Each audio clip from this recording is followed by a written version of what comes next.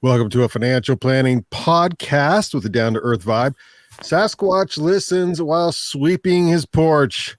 Yes, this is Through the Pines. And on this episode, we'll discuss the barriers to financial planning or the barriers to using a financial planner, which could include maybe you've been burned by a financial planner. Maybe you don't think you make enough money to use a financial planner. Understanding the costs involved on their side. What does a financial planner charge? And then not knowing maybe who to talk to. So we'll answer these questions and we'll get to that point where using a financial planner is easy peasy lemon squeezy. So introducing our financial planners for this podcast, Forbes Best in-State Wealth Management Teams for Utah winners. Also the Advisor Hub fastest growing advisors to watch under $1 billion, and the receivers of the Ameriprise Client Experience Award. Through the Pines introduces planwithbaxter.com's Brandon Smith and Rex Baxter. I feel like it's named after you, Rex. It does. Plan with Baxter it couldn't be that much of a coincidence, correct? It's a coincidence. Okay. It's a coincidence for sure. And so, No, we want people to plan with us and our team. Absolutely. Yeah. So, I look to us for all of your financial planning needs. So, but you charge too much. You charge too much. I can't afford you, Rex. I don't make enough money. What are these some of the barriers that you've seen when chatting with people and why they haven't maybe contacted you or any other financial planners because they just think they don't make enough or you take too much or and so many more reasons, right? I mean, you're too expensive and yet they don't know the cost because they've never asked, right? Or I don't make enough, or I don't have enough assets, or I can do it on my own, or I had a friend that had one and this financial planner, he called himself financial planner and he just sold me a bunch of insurance or something like that. Right. And so there's all kinds of, misconceptions and preconceived ideas. And so we are here to break those myths, to break the barriers. So. Okay. Well, I've heard that you only make money if your clients make money.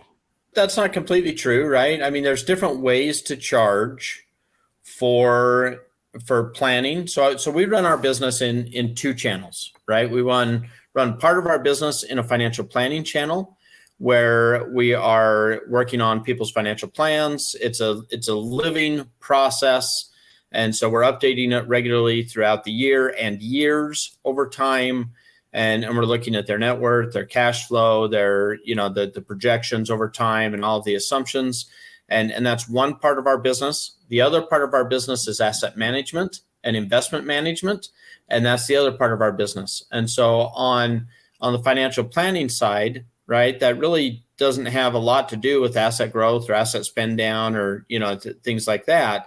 And so that really has to do with making sure that we're being as efficient as we possibly can with your dollars and making sure that we're on a good trajectory to hit the goals that you want to hit. And if not, then we're making the trajectory and course changes over time that we need to get you there. On the investment side, there's two different ways that you can kind of work on the investment management with different financial advisors. You can do what's called a investment management fee. Some people use a term such as wrap fee, to where they wrap the assets in a fee. Some people call them an asset-based fee, things like that, to where they're charging a percentage on the money that they manage. And the vast majority of our clients have us manage money in that fashion. However, there are some products that make more sense to charge just a flat commission or a flat fee or something like that on. And that's a one-time charge or transaction, meaning that if your investment goes up or down, it's still just that one-time charge. There's not additional income or cost or fees associated to the advisor on that transaction. But then when you go to sell it or get out, then typically there's an additional cost or transaction. So there's different ways to do that. And so we have that discussion with clients all the time as far as what's going to be the most efficient way to do it. What are you trying to do? Are you trying to offload the investment management? And therefore we would, charge you a fee to take that on. Or is it, it's an asset that has been passed down for 3 generations, some stock, and we're just trying to hold that in an account and not do anything with it. Then obviously we're not going to charge a fee on something like that because it just doesn't make sense. It's just sitting there, and we're just going to hold it and watch it and make sure that if any questions arise, that we're addressing those. So, I've heard that term frequently. I don't make money unless you make money. Well, and that's funny because, even if your account goes down, right, we're still charging a fee on that. We're just making less money, right? Our income goes up. If your account goes up, our income goes down if your account goes down. And so we have a lot of incentive to try and make sure that your account is growing over time within the risk parameters that you give us, to make sure that we're working with you towards those goals, because at the end of the day, any client could let us go at any time, and then there goes the client, the revenue stream, the relationship, that can be reputational damage, things like that. And so we have an extremely high retention rate of our clients that's in excess of 99%. That clients, I still work with a lot of clients that I brought in, 25, 26, 27 years ago when I started in the business. And so, as did Dan Nelsen before his retirement, he was still working with clients that he'd started with in the early 80s.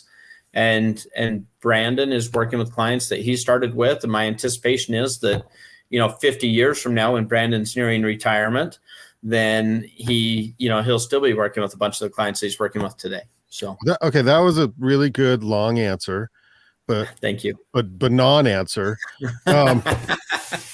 So if I'm making like $50,000 a year, and how much of the percentage of that maybe annual salary would go to using a financial planner? And I know it depends on the specific ways they use you, but yes. Yeah. Go ahead, Brandon. Yeah. So your income, and this is a great question, Brandon. People will ask, all right, so when you charge based on assets, is it based on my whole net worth? Is it based on my income? Is it, and the answer is you'll love this. It depends. Yeah. But it ultimately comes down to kind of like what Rex was saying. Are we doing financial planning with you? Are we actively trying to figure out, what makes the most sense for Social Security? When do we file for Social Security? Obviously, we're not going to take a percentage of your Social Security, right? But we're going to do the back work to figure out when it makes the most sense to take it. When do we make Roth conversions? Do Roth conversions make sense? What type of contribution should you make? When can you retire? If you retire at this date, how much can we retire on? All of those things take time. And so we'll charge, we have a cost to manage that. And that's in the financial planning. Obviously, we meet together with clients. We look at their situation. We give them a quote, and they can say, hey, that makes sense, or no, it doesn't. I'd like to think of us as being some of the least pushy financial advisors out there. Then in addition to that, we've got the cost of managing assets. And unfortunately, that's just a reality of investing. There is a cost to managing assets, whether you're in your 401k, an IRA, right? There are costs. Obviously, oftentimes those costs are fairly well hidden, especially in 401ks. And it's funny, I laugh because, there's some of these really, really big 401k plans, and they'll advertise, hey, we've got, our funds only cost 0.15% or 0.17%. And people get so hung up on that cost. Like, man, if I can get this for 0.17, why on earth would I go somewhere where I'm going to have to, pay 1 full percent or something along those lines? And I just have to laugh because, we can do it. We can do that exact same thing for less than 0.15 or 0.17, right? We can buy an index and just hold it in a brokerage account and never trade it, never do anything, just like it was in the 401k. And we can save you a lot in cost. But at the end of the day, the objective isn't to save on cost. The objective is to get you the most amount of money, the easiest way, and having you net out and take home the most amount of money for the least amount of risk. And so that's, when we build out portfolios, the objective is to figure out, how much risk can you take? How much risk should you take? And what is the most efficient way to get you there? And then also involving the financial planning side of things.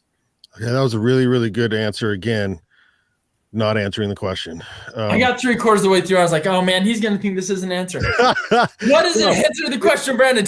Well, because it depends on what you're doing. It depends on the product and service that you're going to use. But maybe it also depends on how much you're investing. Rex, you want to So finish? it really depends on the complexity of the plan, right? Okay. Is what it really depends on. It really has nothing to do with your W-2 income or 1099 income or how you're getting your income or how much your income is, right? Whether it's 50,000 or 700,000 or $5 million of income, right? But the more complex your situation is, then obviously the higher that cost is, because it's going to take us more time in order to determine the best solutions for you.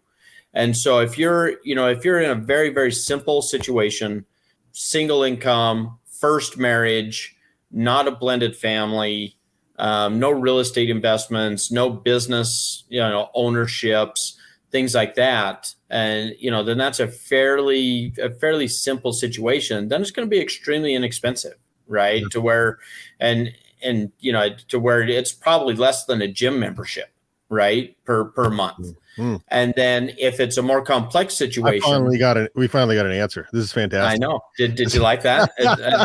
And I'm pretty sure we're only 30 seconds into this podcast. But the more complex the situation, right? If we're dealing with a second, third, fifth, 10th marriage with blended kids from each of them, and we're dealing with you may have different rental properties, you may have some cabins, you may have some private equity in a company, you may own a couple of different LLCs, or have your own company that you're set up, things like that. That's a fairly complex situation. Yeah. And so something like that's going to take us quite a bit of time to kind of dig through and say, okay, what's your net income out of this and your expenses, and which expenses are bleeding over and going to continue into retirement, and when are we planning on, selling or liquidating, or how do we get our money out, or is this inheriting on down? Then that's going to be a fairly complex situation, and that could that will run the cost up, because we're going to spend a lot of time to make sure that we get it right with you. Okay. So this is good. So the most complex thing you can think of, is that like cable bill monthly? Is that mortgage bill monthly? Like, what are we talking? So that's not very complex, right? If we're just dealing with a cable bill and a mortgage bill. And so that'd be. No, you said a gym membership cost was like the same as. I got you. As far as the cost goes. Yeah. Then you're probably talking. It could run. So on the low end, right? If you're talking maybe 50 to $100 a month or something like that. On the high end, you may be upwards of, and this would be an extremely complex situation. But you might be north of $1,000 a month or something like that. But if you're making that much money, complex. Yeah, sure. But that person's making a lot of money, and right. We're talking net worths that are in excess of 12 to 15 million in net worths. We're talking about incomes north of $1 million a year. Okay. With multiple sources of income for the most complex situations. So the vast majority are down near that bottom end, because that's just the vast majority of people.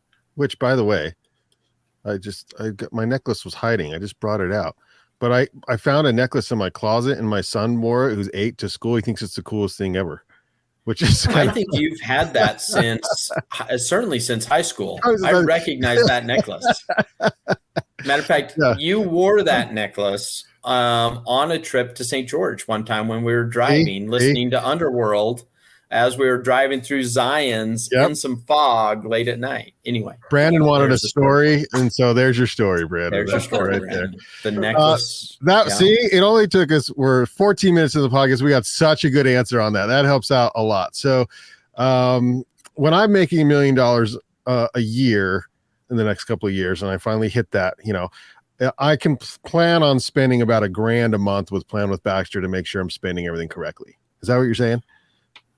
If your situation gets that complex, I'm going to be your biggest cheerleader. But but it is complex, and so we want to make sure that you're being as efficient as you can from a tax standpoint, a liability standpoint, an estate planning position, your cash flows, right, your legacy, and the way that we're going to pass that on, your philanthropy, and how we're gifting things. There's a lot that goes into those complex situations. And we love working on those situations, not from an income standpoint, but from a challenge standpoint. Yeah. We love the intellectual challenge of, okay, here's an extremely complex situation. What's the best avenues? Because there's probably 10 good avenues of doing different things, and it's matching up your personality, your biases, and kind of the way that your relationship with money as to what the best solution may be. Very cool. I will add too, you mentioned, if you got that much money, then, it doesn't matter. And there may be some truth to that, but I will say that I found let me correct real quick, Brandon. No, I think it does matter. I think when you have that much money, you're probably smart enough to realize if I spend $1,000 a month, this is going to save me a hell of a lot more. So that's why I'm definitely spending that much money to have better financial planning. And I was just going to add to the contrary, oftentimes people that have the most money are usually the smartest and are making very wise financial decisions with that money. And they're conscious of it too, right? They understand, hey, I'm paying a cost, but why do they do it year after year after year? Because of what they get out of it. I can't tell you how many times I've had several appointments, typically with engineers, right? Where they come and the conversation goes something like this.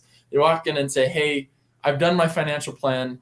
I've read these books. I've read quite a bit online. I've got my Excel spreadsheet. I brought it so that we can take a look at it.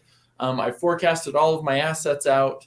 My financial plan is done. I did it myself, but someone said that you'd take a second look at it and not charge me to just kind of once over it, and we get into that meeting. By the end of the meeting, it is so fun because they're just like, so often there's a list of things they had never even considered, and significant things that will save a large portions of money. And the problem is the amount of options available to you as an individual within finance are so vast that it's impossible to just read a book or do a Google search and figure out everything out there. And so I think that's kind of our challenge to you, if as an individual, if you think, hey, my plan's done, I don't need an advisor, I don't want to pay for the cost, come into our office. We're not going to charge you for an initial visit. Sit down, tell us what you got going. We'll speak openly, right? We'll tell you things that you ought to consider and why you ought to consider it. And even from there, right? If you want to go do it yourself, great, right? I'm happy to give an hour of my time to help you if I can, make your life that much better. But most times people understand and recognize just the value of it, but also the complexities and the importance of really digging deeper on it. And that's why they hire us. Okay, so opposite, what is the minimum amount of money that I'm like, if I'm making $25,000-$30,000 a year or less, and I just want to put a monthly amount into savings or an investment or something, what's the minimum you'll work with? How much money do I have to make? That that one, you're gonna love this too. It depends, right? I think the most important takeaway is we will always meet with you, right? We will always sit down, and we get it a lot where parents are like, hey, I'm worried about my kid, or my kid's young, just getting started. We'll sit down with them and we'll figure out, hey, how can we get your plan on track? Obviously, I wish I had, enough time in the day to take on all clients and help everybody at every asset level, but sometimes we can't. But what I can do is look at your situation, help you get some next steps. And that's often what we do, is say, all right, do this, and this. And then once you're to that point, let's connect again, maybe in 1, 2, 3 years and see if we can help you. But we can at least give you some steps to get you started. That works. Rex, I can imagine a barrier would be someone actually having experience with using a financial planner in the past and it didn't go well. Whatever that means, they lost money or something. So how do you overcome that? Because I'm sure you've seen that challenge.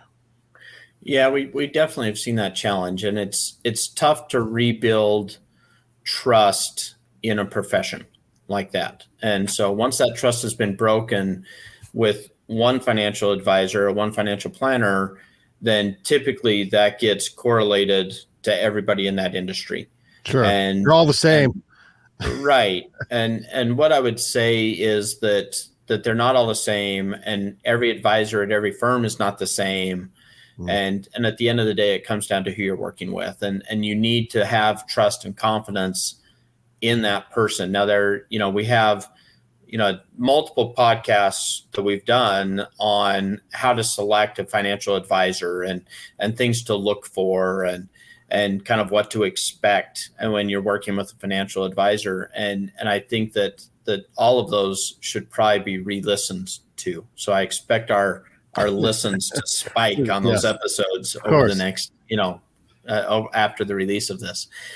But I think it takes time, and I think it takes a lot of listening from us to understand what went wrong, and was it a expectation issue, meaning that the client was expecting a certain thing to happen, and the advisor had different set of expectations, and it was just miscommunication in that front, or was it somebody that was, kind of putting themselves out there as a holistic financial planner, looking at somebody's entire picture, when really they're just trying to sell a certain product or a particular service, and they really aren't interested in kind of a living financial planning process like we do at Plan with Baxter. And so, where ours goes on and develops over time, that trust, it builds fairly quickly, but then it gets just strengthened over that relationship and over that time as they continue to work with us and understand, kind of what we're doing and how we do it, and that communication with them, and making sure that the expectations are clear on both sides. And that at the end of the day really comes down to a lot of listening and talking openly and transparently with everybody that comes to the table.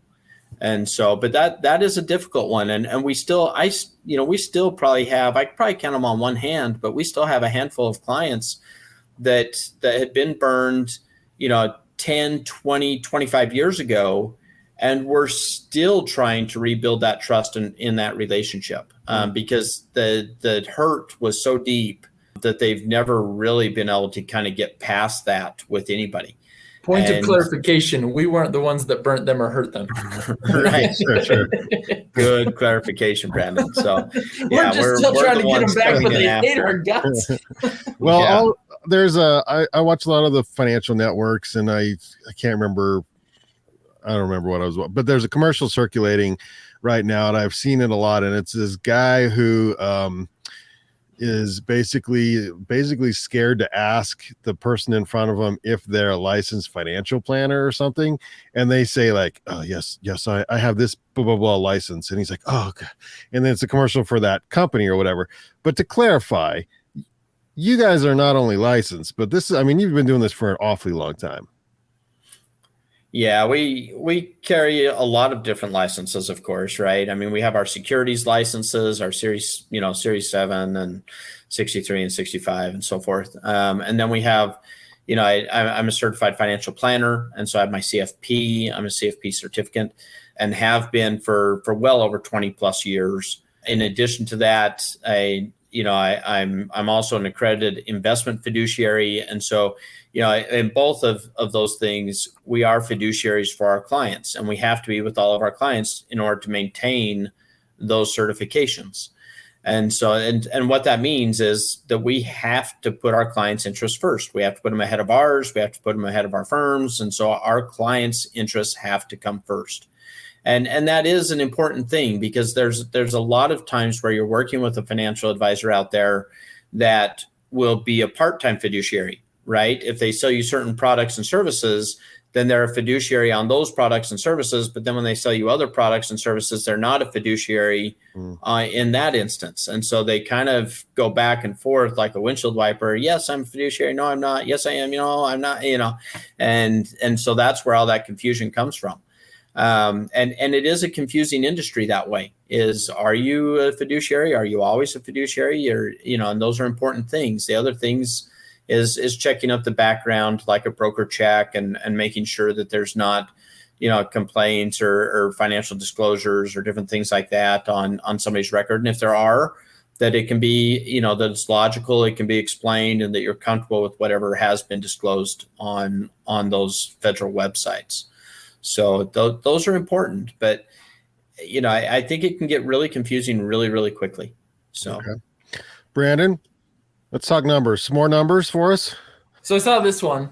This was OASDI came out, and they had some, and I fascinated with Social Security, right? Because it's one of the main questions we get anytime I mention Social Security for the first time. Clients kind of roll their eyes like, yeah, they will never see that. But they've come up with some updated numbers, and it's really interesting. I've watched this move back from 2031, 2034.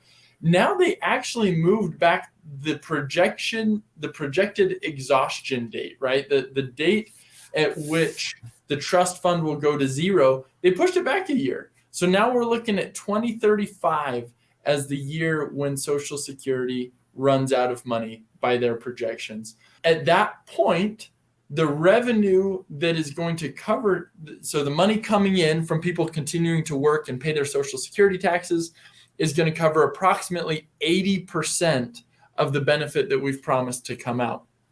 That's up from 76%. And so it's kind of been interesting to watch this, right?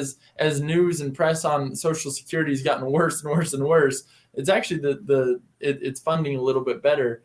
Obviously, there's still an issue there, right? We want to see this fully funded at 100%. And we think that by time, 2035 rolls around, my guess is there's not a politician in the world that wants to put their name on the person who took away Social Security, right? Americans aren't prepared for that. It's morally wrong. I know politicians sometimes are okay doing morally not perfect things, but this, I think we likely get it funded. Oftentimes with clients who especially are nervous about it, we can discount Social Security and make the assumption that Social Security only covers 80% of what they promised they do. And so I just thought those were some interesting numbers to watch this progression of the projected Social Security. Yeah. Do you know why it changed and bumped another year? I don't for sure. I know demographic shifts are making a big part of this, right? Mm-hmm. And trying to project those. And obviously on top of that, you have income, you have inflation. I mean, there's a lot of different factors going into this. So I don't have an exact number. Okay. All right. One of the other barriers to using a financial planner, this one I think is pretty funny. This one is like, what, are you guys going to suck all the fun out of life? You have to save everything. Like they're just going to tell you can't spend any money. You just have to save it all. Why is that wrong, Rex? My kids gave me the name Fun Sucker for a reason. Fun Sucker. No, but that's not true because listen, on a personal note, that is knowing you for as long as I have, it's like not true. You've always seeked out fun. And so and money helps allow that, right? And so the more money you have, the more, it's true, the more fun you can have. And in certain aspects, but in all things, you can take care of your family. You can make sure you're not stressed out about money is one of the biggest reasons for divorce. And so when you have the money, it's helpful and it can be fun. Correct? Yeah. We are fun seekers. Right. Yeah, and so we try and seek out the fun. And I think it's interesting because, we'll have a client and they'll come to us and they'll be like, they'll feel guilty and they'll come in completely apologetic. And they're like, Rex, Brandon, we're going to take a trip to Europe. Right. We're going to head over there. Yeah. We were going to go 2 weeks. We cut it down to 10 days. This is how we're going to save money on this trip. Confession, essentially. Yeah, right. And so completely. And it's like, oh my goodness, through our planning process, we're planning on you spending, $25,000 a year on trips like this. And you're telling me you're only going to spend 10. Go spend another 15. Go have fun. Go take some excursions. Go take some, whatever you want to do. Go have fun. Go enjoy life. A, it's your money. You don't need my permission. A, right? But B, if you're looking for my permission, I've already given, right? It's already in the plan. We've already accounted for it. Okay, so I want to see angry Rex. What happens when they spend too much? And you're like, I told you. Well, it's more disappointing. Is that what they're afraid of? Angry Rex. It's more disappointed, it's more what? Disappointed. Disappointed. Okay. Right. Let's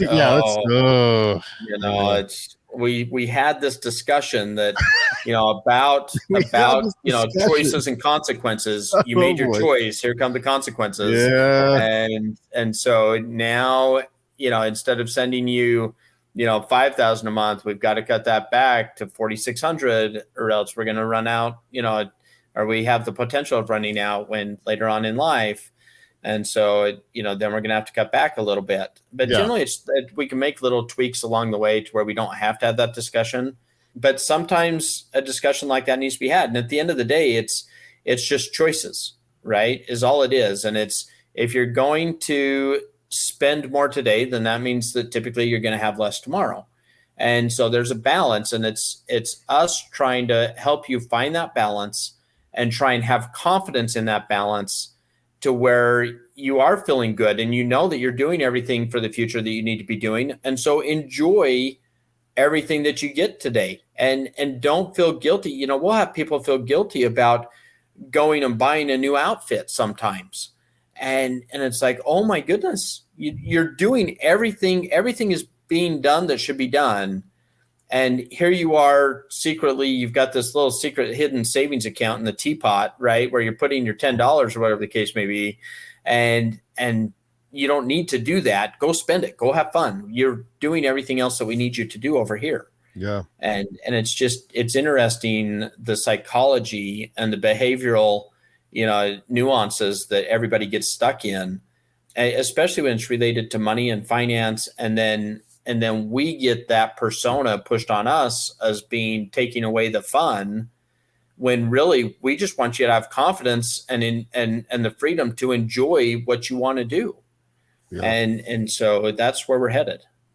Go ahead, Brandon. Most bittersweet appointments are the people who have just crunched on life and saved and saved and saved and saved and saved and saved until finally, they get into their 60s and like, all right, we got to figure out how retirement works. And we meet with them and we're able to say, like, you're good. In fact, you're so good. I mean, you can keep saving if you want, right?